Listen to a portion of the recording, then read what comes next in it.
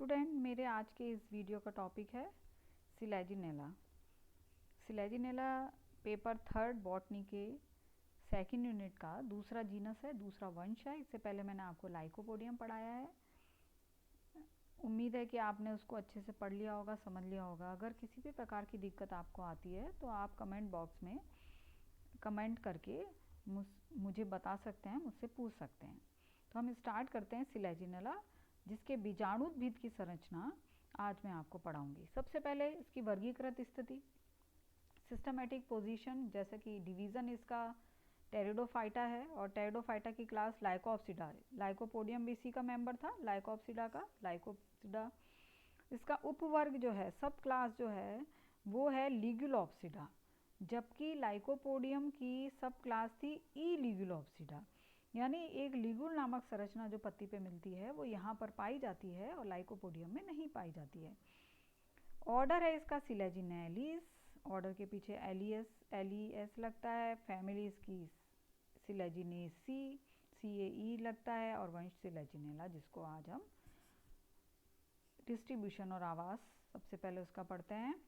तो सिलेजिनेला को common name जो उसका है उसको कहते हैं लिटिल क्लब मॉस, है ना। लाइकोपोडियम को कहते हैं क्लब मॉस, इसको कहते हैं लिटिल क्लब मॉस या स्पाइक मॉस इसे कहा जाता है, क्योंकि ये लाइकोपोडियम से छोटा होता है आकार में।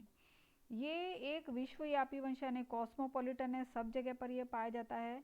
विश्व भर में इसकी लगभग 700 जातियाँ पाई जाती हैं, और अधिकतर जातियाँ जो होती हैं वो उसकी ट्रॉपिकल क्षेत्रों में पाई जाती हैं। ट्रॉपिकल क्षेत्रों में जो मॉइस्ट नमी वाले जो वन होते हैं वहाँ पर ये मिलती हैं, और कुछ जातियाँ इसकी शीतोष्ण यानी ठंडे जगहों पर पाई जाती हैं। भारत में इसकी 70 जातियाँ पाई जाती हैं, और हमेशा भारत में पाई जाने वाली 2 जातियों के नाम हम याद रखिएगा। कोई भी जीनस हो, कोई भी वंश हो, उसकी 2 जातियाँ अक्सर आप हमेशा आप याद रखिए, 1 नंबर के क्वेश्चन के रूप में ये पूछा जाता है। तो यहाँ ये जातियों के नाम है, कोई भी एक क्रॉसियाना है, बाइफॉर्मिस है, सिलेरी एलिस है, मेगाफाइला, कोई भी आप 2 नाम इसके याद कर सकते हैं। ठीक है। तो हैबिटाट अगर इसका देखिए तो ये नम और छायादार स्थलों पर मिलता है और पेरेनियल होता है, यानी अधिकतर जातियाँ इसकी नम और छायादार स्थानों पर उगती हैं, और ये बहुवर्षीय या पेरेनियल होता है।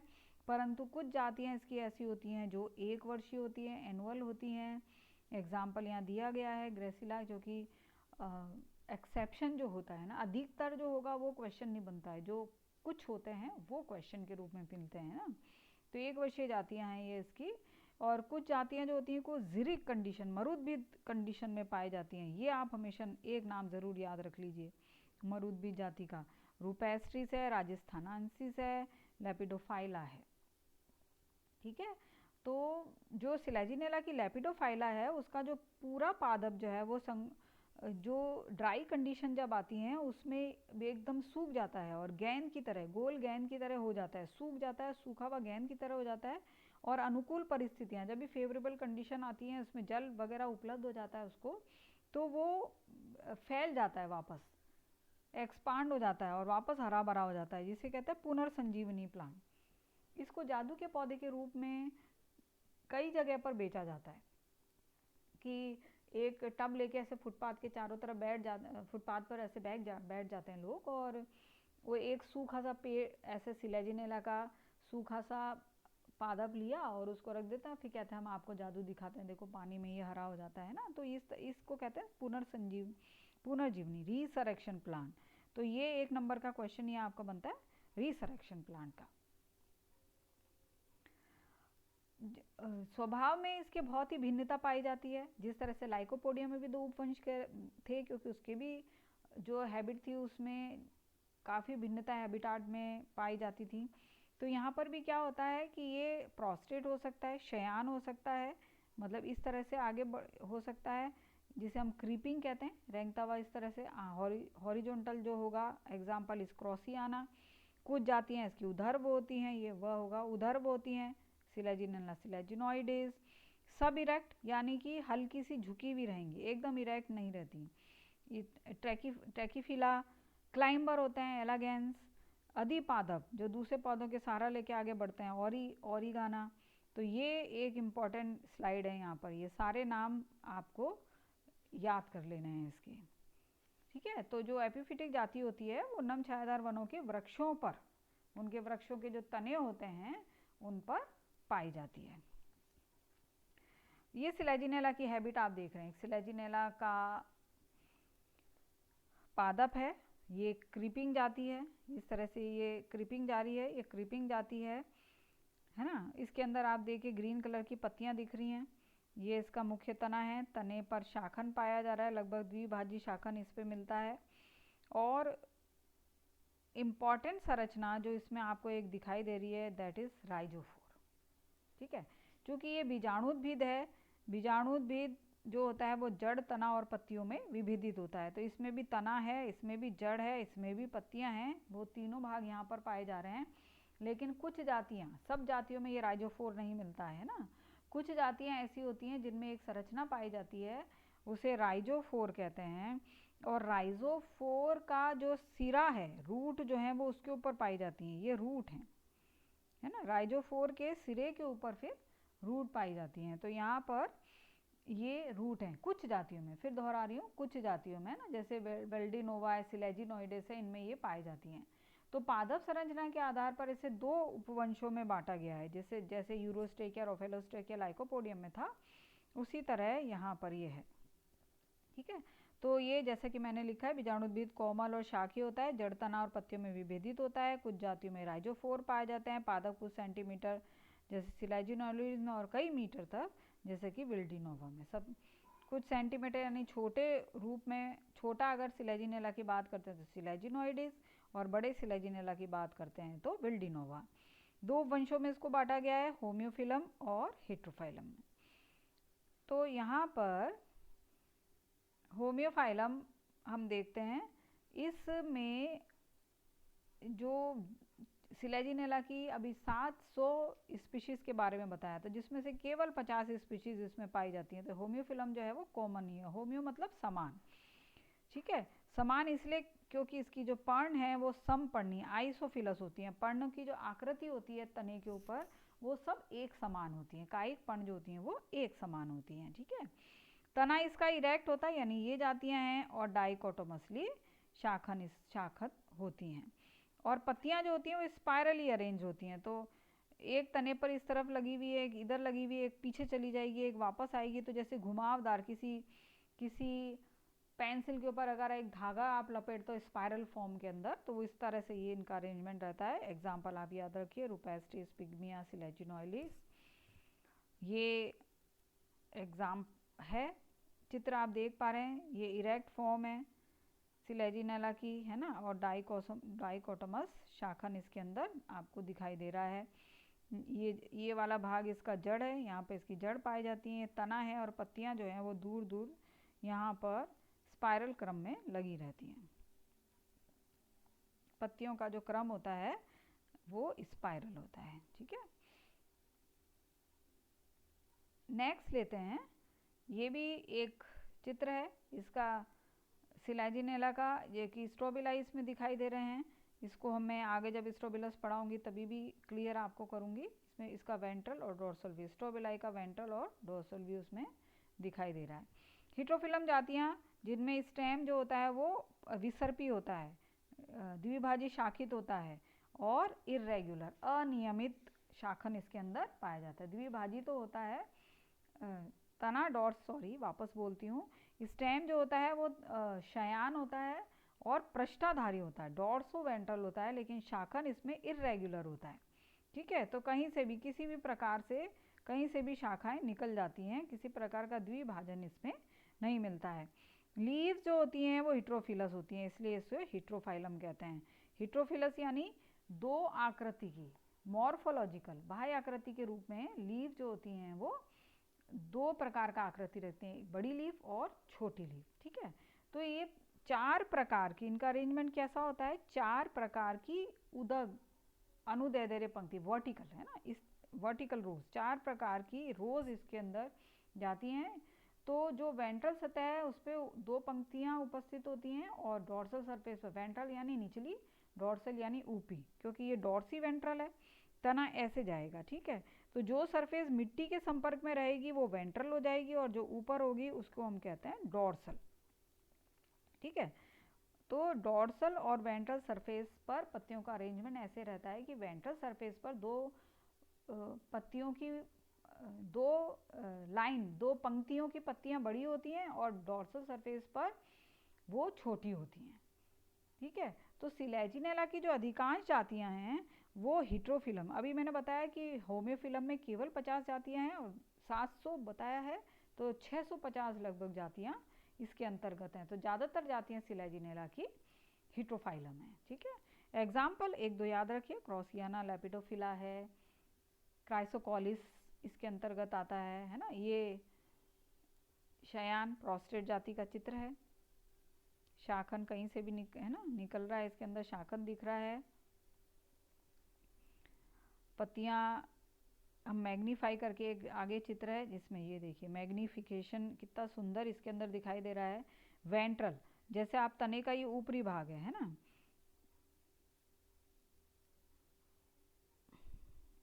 ओके, ये तने का जो छोटी छोटी ये छोटी पत्तियां दिखाई दे रही हैं ये सब स्मॉल लीव्स हैं, ये सब स्मॉल लीव्स हैं, है ना। तो छोटी पत्तियां ऊपर हैं और बड़ी पत्तियां जो हैं वो तने के नीचे, जो नीचे की तरफ हैं, उसको कहते हैं वेंट्रल सरफेस। वेंट्रल को हिंदी में कहते हैं अभिअक्ष और डॉर्सल को कहते हैं उपाक्ष, अपाक्ष। ठीक है, तो जो ये बड़ी पत्तियां आपको दिख रही हैं ये बड़ी पत्तियां हैं, तो ये वेंट्रल सरफेस पर हैं, तो इनकी दो रो जा रही है, एक इस तरफ जा रही है और एक इस तरफ जा रही है। ठीक है, तो इसी तरह छोटी पत्तियों की भी देखिए दो रो जा रही है, एक ये जा रही है और एक इस तरफ जा रही है। तो इस तरह से 4 रोज इसकी मिलती हैं, 2 बड़ी पत्तियों की और 2 छोटी पत्तियों की रोज इसमें पाई जाती हैं। अब हम ले लेते हैं आंतरिक संरचना। ठीक है, आंतरिक संरचना में सबसे पहले हम लेंगे जड़ की आंतरिक संरचना। जड़ की आंतरिक संरचना निम्न प्रकार से दिखाई देगी, लगभग गोलाकार रहता है और जड़ें जो होती हैं वो जनरली जड़ें जो होती हैं वो अल्पकालिक होती हैं, शॉर्ट लिव्ड होती हैं। ऐसी जड़ों को हम कहते हैं एफिमेरल। और जैसे ही पादप मैच्योर हो जाता है वो अपिस्थानिक जड़ें बन जाती हैं, पतली होती हैं, मुलायम होती हैं, द्विभाजी शाखित होती हैं, है ना। इसको एक चित्र के द्वारा पहले मैं बता देती हूँ आपको। यहाँ पर हम एक चित्र ले लेते हैं, ये लीजिए, ये देखिए आप। ठीक है, तो यहाँ पर जड़ों की मार्फोलॉजी देखें तो यहाँ देखिए जड़ जो हैं पतली हैं, डाइकोटोमसली शाखित, द्विभाजी शाखित दिख रही हैं। ठीक है, जैसे कि अभी मैंने बोला कि कई जातियों में ये राइजोफोर पाया जाता है, राइजोफोर नाम की संरचना मिलती है, तो ये राइजोफोर के टिप पे पाई जाती हैं। ठीक है, तो ये ज़्यादातर जो होता है वो विसर्पी जाति, ये विसर्पी जाति हो गई और ये इरेक्ट जाति होगी, है ना। तो इरेक्ट जाति में तने के आधार से ये जड़ें निकल रही हैं, यहाँ आप देख पा रहे हो जड़ें इस तरह से विकसित होती हैं। ठीक है, तो सिलेजिनेला की अधिकांश जातियों में स्तंभ के द्विभाजी बिंदु से ये निकलती हैं। विसर्पी जाति जो हैं उनके जहाँ ये द्विभाजी बिंदु है, ये द्विभाजी बिंदु है, यानी जैसे यहाँ से द्विभाजी शाखन हुआ तो यहाँ से ये निकलती हैं।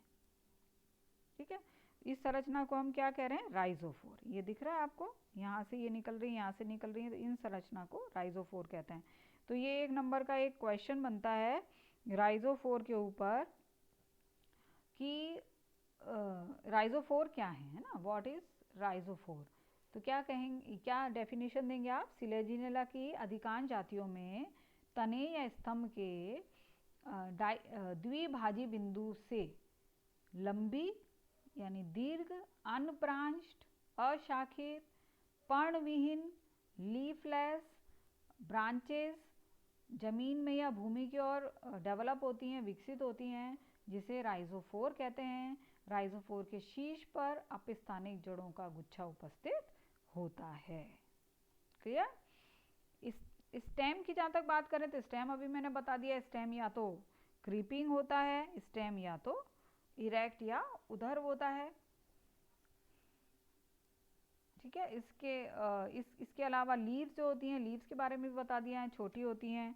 ये यहाँ पर ये जो चित्र है, अभी मैंने आपको एक फोटोग्राफ दिखाया था, उसी में जैसे यहाँ देखो बड़ी पत्तियाँ हैं, ये 2 रो बड़ी पत्तियों की जा रही है और ये छोटी रो छोटी पत्तियों की जा रही है। तो पत्तियों की जो आकृति होती है वो पत्तियाँ छोटी होती हैं, सिंपल होती हैं, स्मूथ मार्जिन होते हैं, यानी क्रकची नहीं होती हैं, मार्जिन जो कटे फटे नहीं होती हैं, और बीच में इसके मिडरिप पाई जाती है, हल्की ये मिडरिप दिखाई देती है, और अगर मरुद्भिद पौधों की पत्तियां हैं तो वो बाकी पत्तियों की तुलना में मोटी होंगी और थोड़ी सी कठोर होती हैं। ठीक है, जो इम्पोर्टेंट पार्ट है दैट इज लिग्यूल।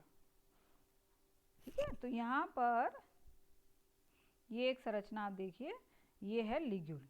तो लिग्यूल जो है ये लीफ हो गई, लीफ के ऊपर आधार से संलग्न, ये इसका बेस है, इसके आधार से संलग्न एक छोटी मेम्ब्रेनस झिल्ली नुमा अतिवृद्धि, जिसे हम कहते हैं आउटग्रोथ, पाई जाती है। इसे हम कहते हैं लिग्यूल। जीभ की तरह की होती है ना, जैसे टंग होती है उसकी तरह की ये संरचना होती है। तो अलग अलग जातियों में लिग्यूल का जो आकार है वो अलग अलग हो सकता है।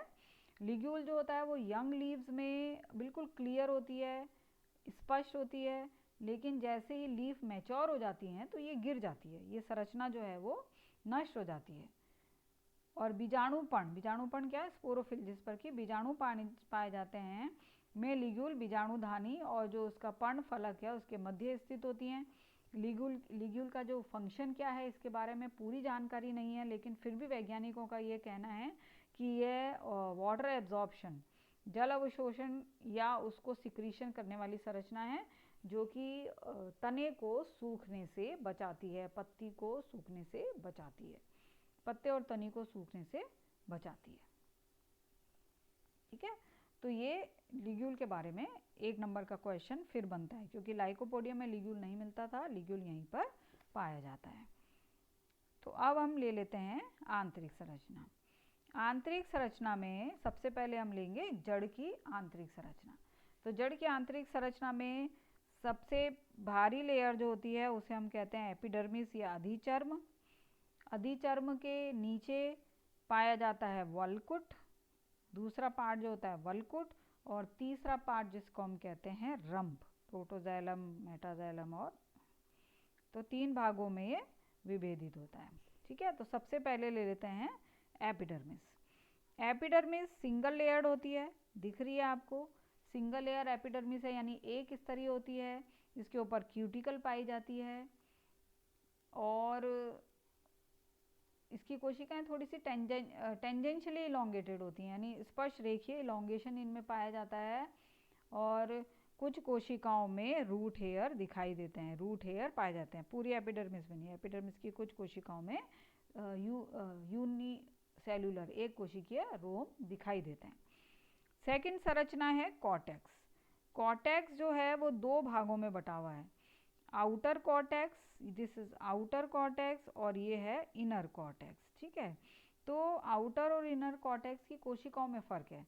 आउटर कॉर्टेक्स की जो कोशिकाएं हैं वो आप देखो, इन्होंने ऐसे डबल बनाई हुई हैं, है ना, द्वितीयक भित्ति का उसमें निर्माण हो गया, यानी ऐसी कोशिकाएं जो होती हैं वो स्क्लेरेनकाइमेटस या दृढ़ ऊतकीय कहलाती हैं। 2 से 3 लेयर इसकी यहाँ पर मिलती हैं, जिसे हाइपोडर्मिस भी कहते हैं, क्योंकि एपिडर्मिस के जस्ट नीचे हैं इसलिए से हाइपोडर्मिस भी कहते हैं।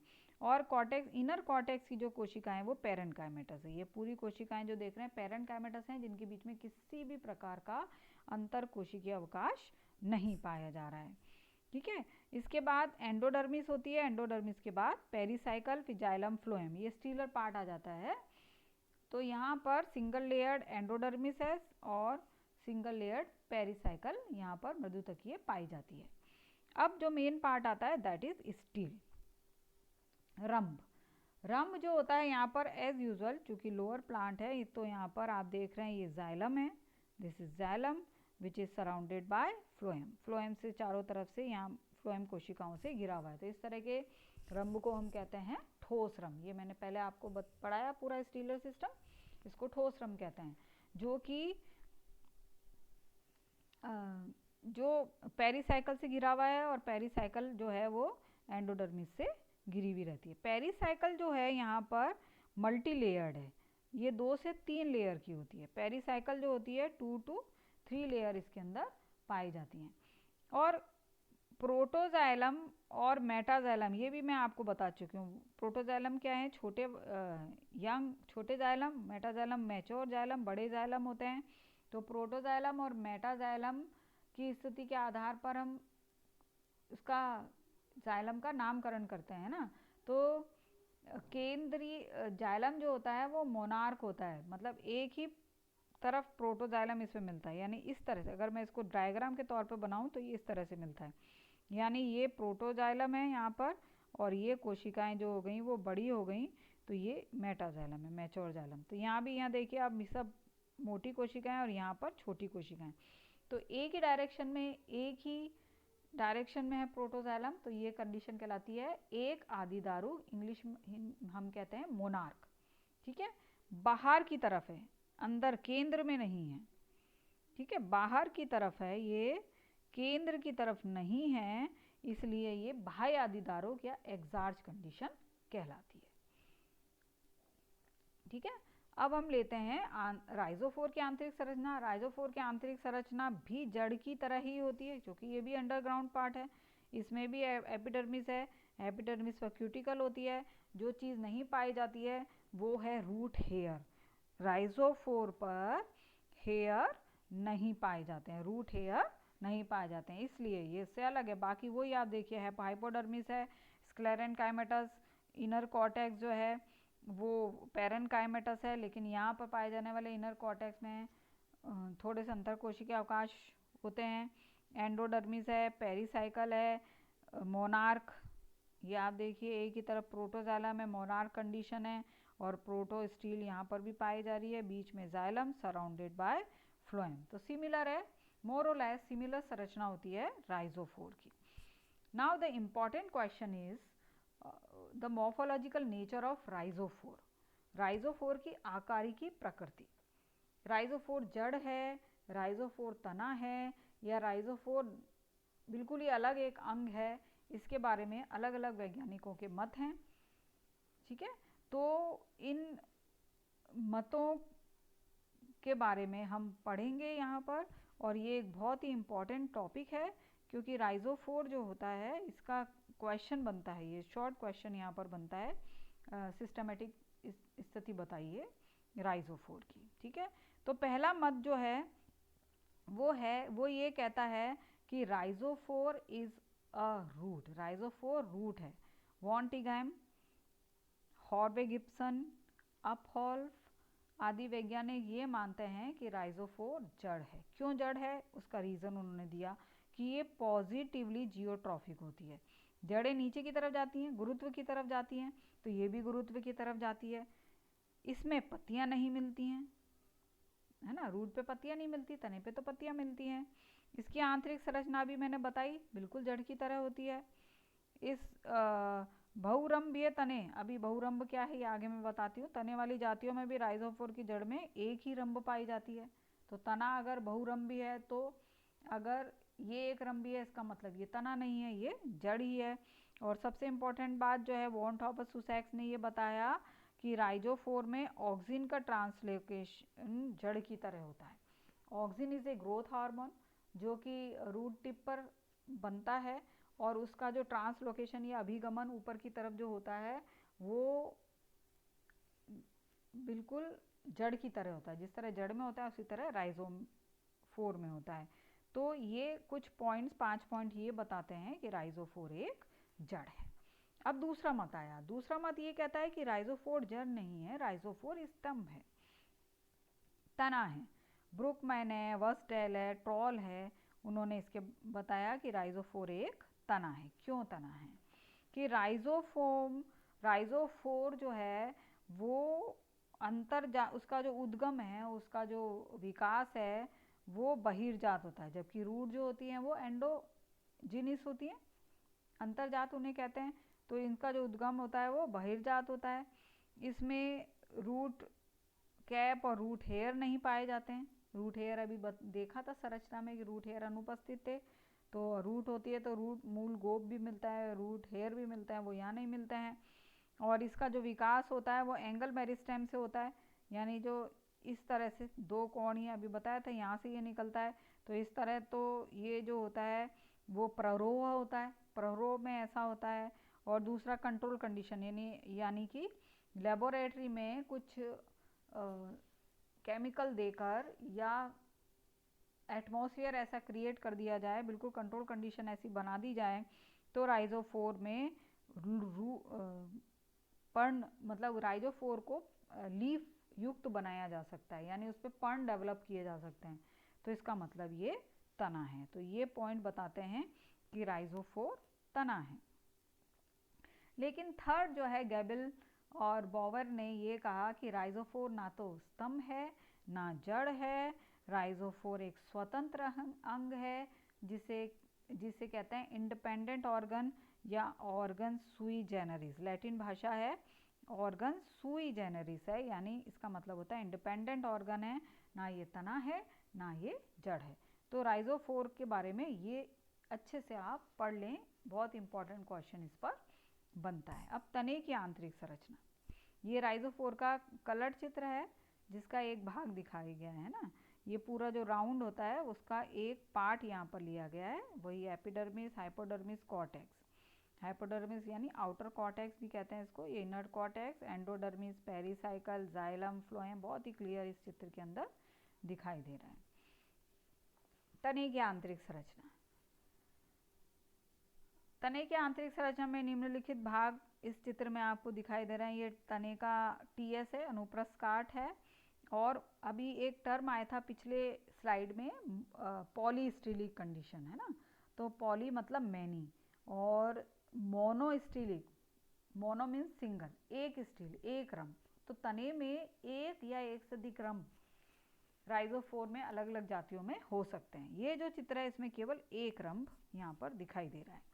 ठीक है, बाहर से लेकर अंदर की ओर अगर हम संरचना देखें तो सबसे पहले हम देखेंगे एपिडर्मिस, बाह्य त्वचा जिसे कहते हैं, जो कि एक स्तर की है, आयताकार कोशिकाओं की बनी होती है, और इन कोशिकाओं की बाह्य भित्ति पर क्यूटिकल पाया जाता है। ये क्यूटिकल यहाँ पर उपस्थित होता है, रंध्र यहाँ पर नहीं पाए जाते हैं।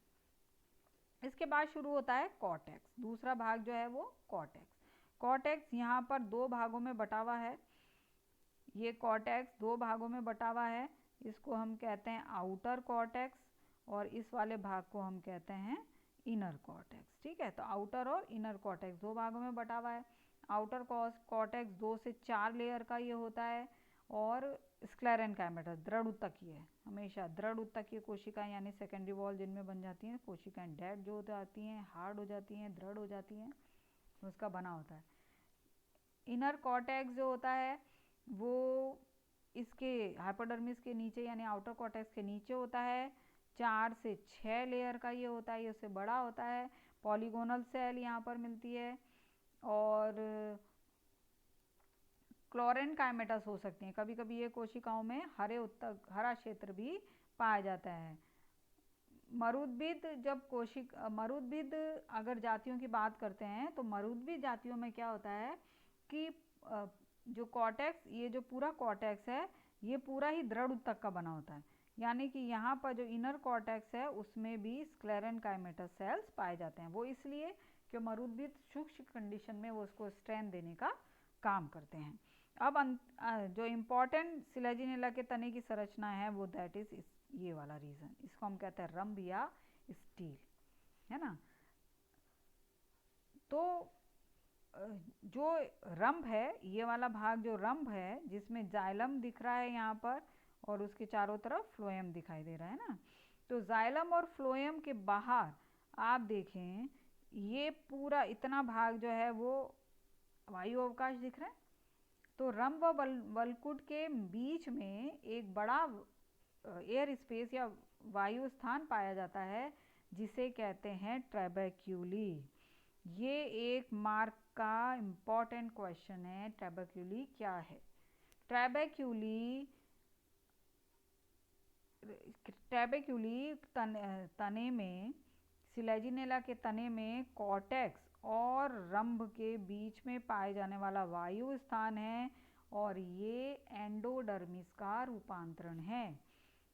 एंडोडर्मिस जो होती है वो रूपांतरित होकर बदल जाती है। पूरा रीजन जो एंडोडर्मिस है, और ये पेरिसाइकल है, ये जो पूरा देख रहे हो आप ये पेरिसाइकल है, फिर फ्लोएम है और जाइलम है।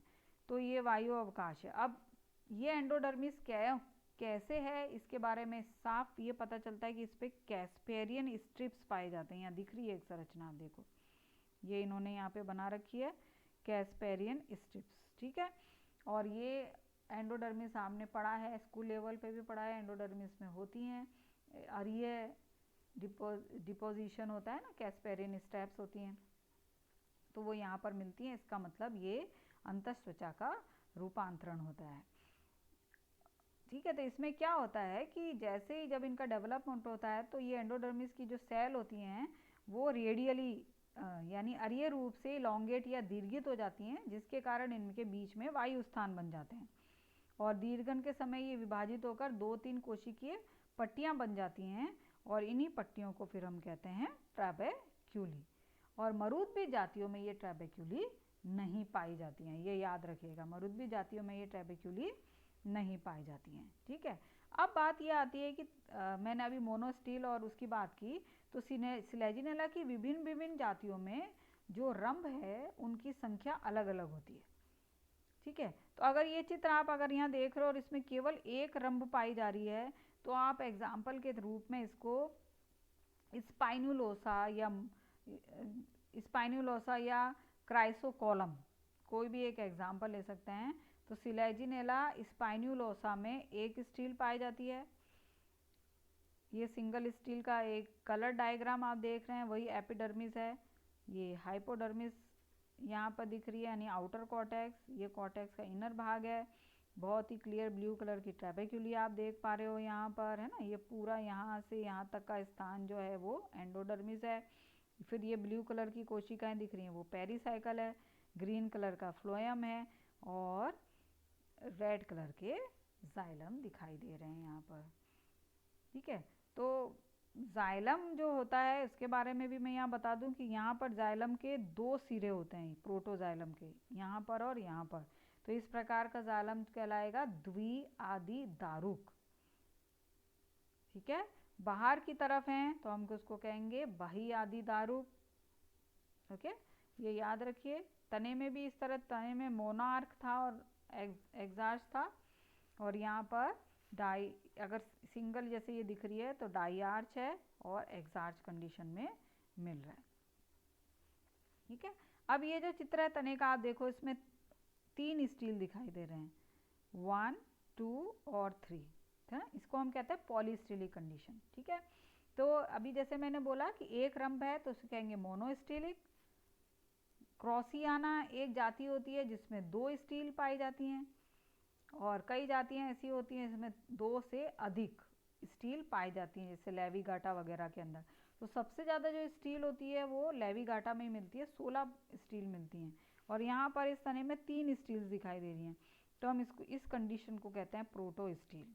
है वही, आप देखो कि यहाँ पर बीच में यहाँ जाइलम है, जाइलम के चारों तरफ फ्लोएम है, फिर वही ट्रैबेक्यूली और एंडोडर्मिस वाला पोर्शन दिखाई दे रहा है। तो इस तरह सारे स्टील में इस तरह से दिखाई देता है, तो ये कहलाती है कंडीशन प्रोटोस्टीलिक कंडीशन। ठीक है, तो मोनोस्टील, डाई स्टील और पॉलीस्टील, 2 से अधिक है तो हम उसको कह देंगे पॉलीस्टीलिक कंडीशन सिलेजिनेला में मिलती है। तो जाइलम के अंदर जो है वो प्रोटोजाइलम में के जो ट्रैकिड्स होते हैं, क्योंकि टेडोफाइट है, टेडोफाइट में वेसल्स नहीं पाए जाते हैं, यानी वाहिकाएं नहीं पाई जाती हैं, तो वाहिनिकाएं जो ट्रैकिड्स हैं उनमें एन्यूलर थिकनिंग पाई जाती है। ये मैं हमेशा बता चुकी हूँ आपको। इस तरह से एन्यूलर या स्पाइरल डिपोजिशन लिग्निन का पाया जाता है, जबकि मेटाजाइलम में बड़े वाले जो जाइलम होते हैं वो स्क्लेरिफॉर्म होते हैं, सीडी नुमा, इस तरह का डिपोजिशन दिखाई देता है। अब लीफ की आंतरिक संरचना का जो इम्पोर्टेंट पार्ट है वो लिग्यूल पर ही क्वेश्चन पूछे जाते हैं, तो मैं लिग्यूल के बारे में ही आपको बताऊंगी। लिग्यूल के बारे में शुरू में मैंने बताया कि मेम्ब्रेनस एक संरचना है जो कि पत्ती के आधारी भाग पर पाई जाती है। ओके, अब इसकी आंतरिक संरचना कैसी होती है, तो ये इसके 3 पार्ट होते हैं। एक बेसल पार्ट होता है, ठीक है, उसके बाद एक शीट होती है और एक लिग्यूल की अपनी बॉडी होती है। तो बेसल पार्ट जो होता है, that basal part is called glossopodium. ये जो कोशिका है इसको हम कह रहे हैं ग्लोसोपोडियम। ठीक है, ग्लोसोपोडियम सेल जो होती हैं वो इस तरह से इलोंगेटेड बड़ी कोशिका होती हैं। ठीक है, तो लिग्यूल का आधारी भाग जो कि अर्धचंद्राकार होता है। ये जो गोला आप देख रहे हो यहाँ पे, ये इधर आ गया है, मैं इसको थोड़ा सा शिफ्ट कर देती हूँ। ओके, तो आप यहाँ देखिए अर्धचंद्राकार, ये अर्धचंद्राकार संरचना दिखाई दे रही है। अर्धचंद्राकार भाग होता है, इसे ग्लोसोपोडियम कहते हैं, जिसकी कोशिकाएं लंबी होती हैं। अभी जैसे मैंने आपको कहा, इस तरह से इसकी लंबी कोशिकाएं होती हैं। और इसके आधार भाग पर चारों ओर एक प्याले की तरह की संरचना ये दिख रही है। ये यहाँ पर एक बहुत ही क्लियर एक प्याला सा कप लाइक स्ट्रक्चर इसको दिख रही है। इस स्ट्रक्चर को हम कहते हैं ग्लोसोपोडियल शीथ, यानी ग्लोसोपोडियम का आच्छद, जिसकी कोशिकाएं नलिकाकार होती हैं और पत्ती में घसी रहती हैं। ये जो भाग है ये लीफ है, ठीक है। लीफ पर जब ये की सेल है तो लीफ में ये लिग्यूल जो होता है वो एम्बेडेड रहता है, घसा हुआ रहता है। तो घसा हुआ क्या होता है, एक प्याले की तरह की संरचना है। उस प्याले की तरह की संरचना जो है वो लीफ के अंदर रहती है और बाकी उसकी जो पूरी बॉडी है वो लीफ से बाहर रहती है। तो जो प्यालेनुमा संरचना है उसको तो कह रहे हैं ग्लोसोपोडियल शीथ, और उसके ऊपर जो लंबी कोशिकाएं हैं उसको हम कह रहे हैं ग्लोसोपोडियम, और ऊपर है इसकी बॉडी, लिग्यूल की बॉडी, ठीक है। तो इसको हम वापस एक बार छोटा कर दें, फिर आपको दिखाते हैं। तो अब ये है लिग्यूल की बॉडी, ये लिग्यूल बॉडी। तो लिग्यूल की बॉडी ये से बाहर ये निकली हुई है पत्ती से, यही हमको दिखाई देती है। ये इसका एपेक्स है, शीर्ष है, जहाँ पर यूनिसीरिएट हो गया, पंक्ति एक पंक्ति हो गई कोशिकाएं, और यहाँ पर बहुपंक्ति कोशिकाएं आपको दिखाई दे रही हैं। तो ये एक इसका जो साइटोप्लाज्म होता है बहुत डेंस होता है, सघन होता है, और कोशिकाएं जो होती हैं इसकी मृदुतक होती हैं, जिनके बीच में इंटरसेलुलर स्पेस नहीं पाया जाता है। यूनिन्यूक्लिएट संरचनाएं होती हैं और ये भी हरी होती हैं, हरी संरचना ये पाई जाती हैं। तो ये लिग्यूल के क्वेश्चन जो है वो पूछा जाता है, व्हाट इज ग्लोसोपोडियम। तो ग्लोसोपोडियम क्या है, सिलेजिनेला की पर्ण पर एक संरचना उपस्थित होती है, एक छोटी झिल्लीनुमा संरचना पाई जाती है जिसे लिग्यूल कहते हैं, और लिग्यूल का आधारी भाग अर्धचंद्राकार गोलाकार भाग जिसकी कोशिकाएं लंबी और पतली होती हैं उसे ग्लोसोपोडियम कहते हैं, ठीक है। तो ये इस तरह से इंटरनल स्ट्रक्चर थी लिग्यूल की। तो आज मैंने आपको स्पोरोफाइट का बाह्य संरचना और आंतरिक संरचना के बारे में बताया है। स्पोरोफाइट यानी सिलेजिनेला का मुख्य पादप शरीर। अगली क्लास में मैं आपको सिलेजिनेला में पाए जाने वाले जनन के बारे में पढ़ाऊंगी। तब तक के लिए थैंक्स।